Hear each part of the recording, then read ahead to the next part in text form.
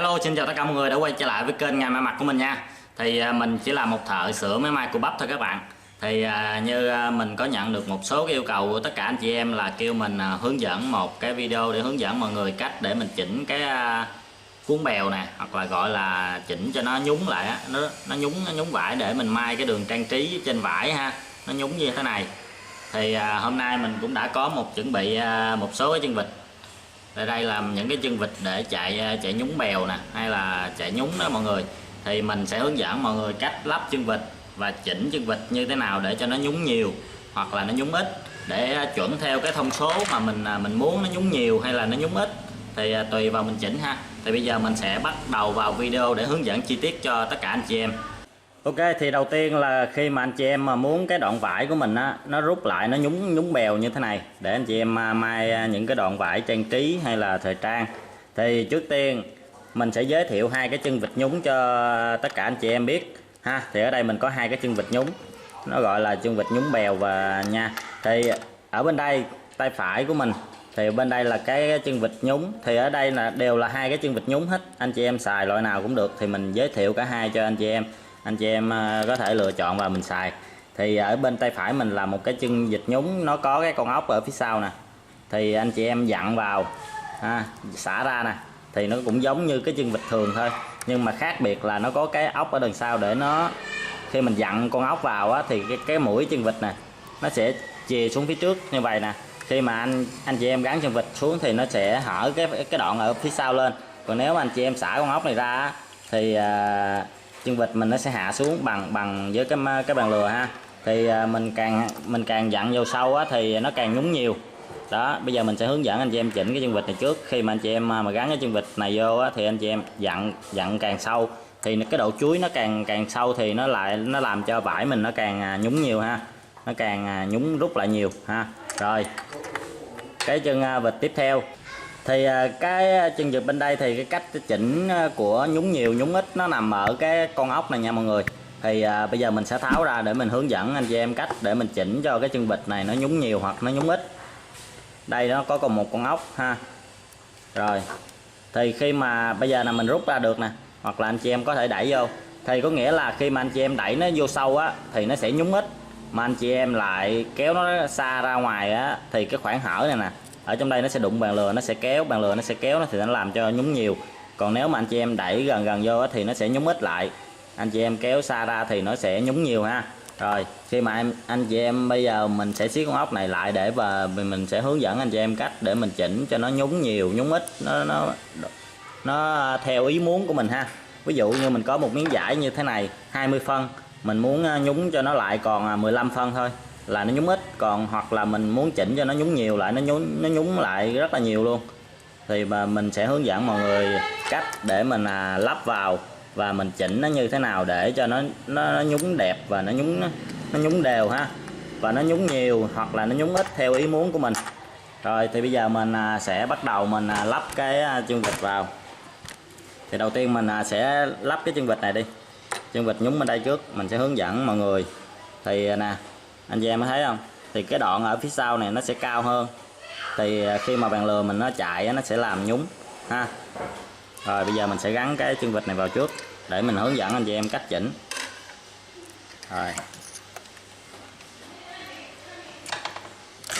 khi mà anh chị em mà gắn cái chân vịt nhúng vô á, anh chị em canh ngay cái lỗ chân vịt, nó ngay cái lỗ kim nha. Rồi thì bây giờ là mình chỉ cần chỉnh cho nó theo ý muốn của mình, là mình muốn nó nhúng nhiều hoặc là nó nhúng ít. Thì nhúng nhiều nhúng ít thì anh chị em chỉnh ngay cái con ốc ở đây. Mình mở con ốc này ra thì mình kéo, mình dỡ con vịt lên, mình kéo nó ra xa hoặc mình đẩy nó vô gần nha. Thì có nghĩa là mình đẩy nó vô phía trong á, thì nó sẽ nhúng ít, và mình đẩy nó ra ngoài, càng ra ngoài thì nó sẽ nhúng nhiều. Thì bây giờ mình sẽ chạy thử và mình sẽ hướng dẫn hết những cái chỗ mà anh em muốn chỉnh nó cho nó nhúng nhiều hoặc là nhúng ít. Thì nó nhúng nhiều nhúng ít nó vẫn phụ thuộc vào cái chỉ của mình nữa nha. Chỉ mình khi mà anh chị em mà muốn nhúng nhiều á, thì anh chị em phải chỉnh cho cái chỉ của mình nó chặt lại một tí xíu. Và tiếp theo, nếu anh chị em mà muốn nhúng nhiều nữa, muốn nhúng cho nó nhiều nữa thì anh chị em chỉnh cho nó thưa ra. Cái mũi chỉ của mình nó thưa ra thì nó sẽ cào cái vải và nó sẽ nhúng nhiều. Ok, thì bây giờ mình sẽ chạy thử và mình sẽ hướng dẫn cho mọi người cách để mình chỉnh cho độ nhúng của nó nhúng nhiều hoặc là nó nhúng ít nha. Ok, bây giờ mình sẽ chạy trên cái vải lớp vải đầu tiên mà mình sẽ thử.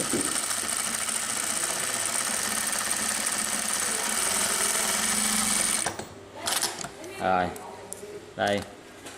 Thì bây giờ cái đường bên đây là nó nhúng cũng khá nhiều rồi. Thì bây giờ mình muốn nhúng ít lại. Muốn nhúng ít lại làm sao? Thì mình đẩy, mở con ốc này ra ha. Mình muốn nhúng cho nó nhúng ít lại, mình đẩy cho cái này nó đi vô trong xí xíu. Thì khi mà anh chị em đẩy thì anh chị em quay kim xuống nha, nhớ quay kim xuống. Tại nhiều khi đẩy vô nó sâu quá nó đụng cái kim. Bây giờ mình sẽ đẩy vô nè. Mình sẽ gom lại cái phần chân vịt cho anh chị em xem kỹ hơn. Rồi, có nghĩa là bây giờ mình sẽ đẩy cái thanh trượt này để đi vào trong sát vô. Nó không được đụng cái kim nhiều quá, tại vì cái rãnh ở phía dưới này nè nó có cái giới hạn thôi. Nếu mà anh chị em mà đẩy vô sâu quá thì nó sẽ đụng kim nha, như vậy là không được, vừa sát kim thôi. Rồi mà còn anh chị em mà muốn cho nó nhúng ít lại thì mình chỉnh cho cái mật độ chỉ nó nhặt lại nha. Chỉnh cho chỉ mình nó nhặt lại, dặn cho nó nhặt lại. Và cái thứ hai nữa là anh chị em xả chỉ ra cho nó nhẹ lại một tí xíu.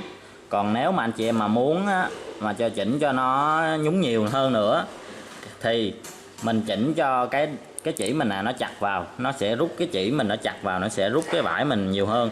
Và mình tiếp theo là mình chỉnh cho nó thưa, chỉ nó thưa ra thì nó sẽ nhúng nhiều nha mọi người.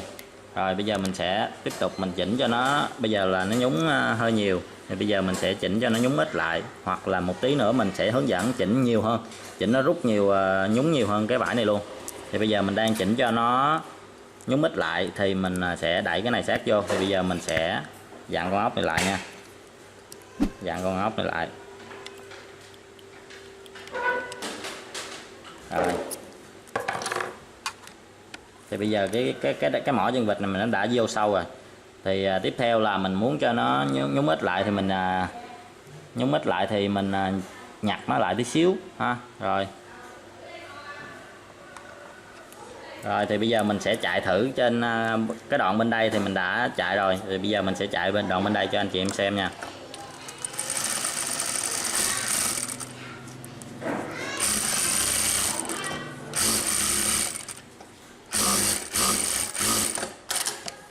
Đó, thì anh chị em có thấy không?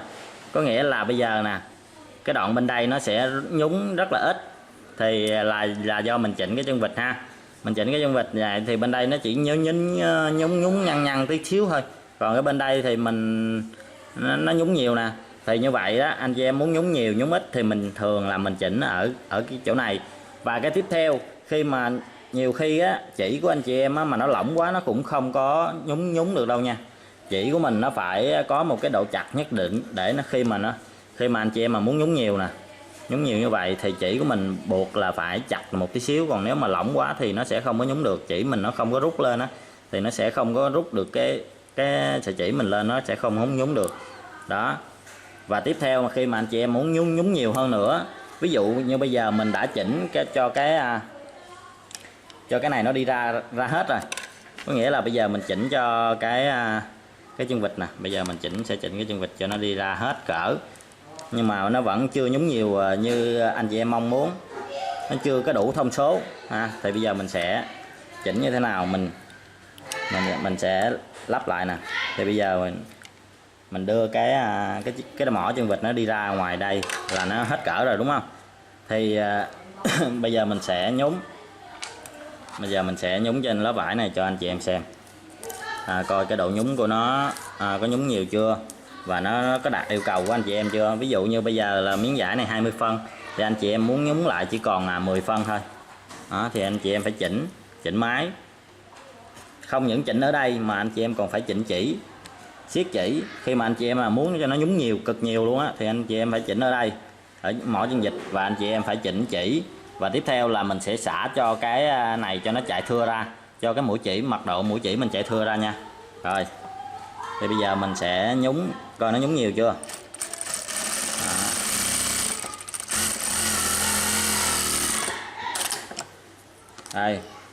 Đây thì bây giờ là cái đường nhúng của mình nó chưa có nhiều, mình chưa cảm thấy là nó nhúng nhiều nữa. Bây giờ mình muốn nó nhúng nhiều hơn nữa thì mình phải làm sao? Thứ nhất là anh chị em phải siết chỉ cho nó chặt tí xíu ha, siết chỉ cho nó chặt tí xíu nè. Rồi, và bây giờ mình sẽ xả cho cái mặt độ chỉ nó thưa ra tí xíu nè. Rồi nó thưa ra thì chạy càng thưa, khi anh chị em mà mai lên vải á, thì nó càng nhúng nhiều ha, đối với cái chân vịt này. Rồi bây giờ tiếp tục mình sẽ chạy đường thứ hai. Đấy.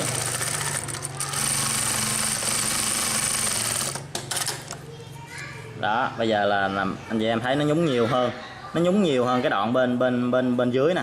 Cái đoạn bên dưới nãy nhúng chưa nhiều bằng cái đoạn bên đây. Bây giờ anh chị em thấy cái đoạn bên đây nó nhúng cực nhiều hơn. Đó. Thì có một cách nữa, khi mà anh chị em mà may cái chân vịt này á, anh chị em muốn nhúng nhiều á, thì bây giờ mình sẽ hướng dẫn nha. Tiếp tục hướng dẫn cho anh chị em cách để mình xử lý khi mà anh chị em muốn nhúng cực nhiều, nó nhúng lại cực nhiều luôn. Thì khi mà anh chị em mà muốn chạy trên cái chân vịt này mà muốn nó nhúng nhiều quá, anh chị em vịn lại, lấy cái tay vịn lại phía sau nè, vịn cái lớp vải lại để cho nó đùng lại nha, thì nó sẽ nhúng cực nhiều luôn. Thì bây giờ mình sẽ thực hành cho anh chị em xem. Rồi nè, bây giờ là khi vải ra nè, mình lấy cái tay mình chặn lại, mình không có cho nó đi ra thì nó sẽ nhúng lại cực nhiều luôn. Đây.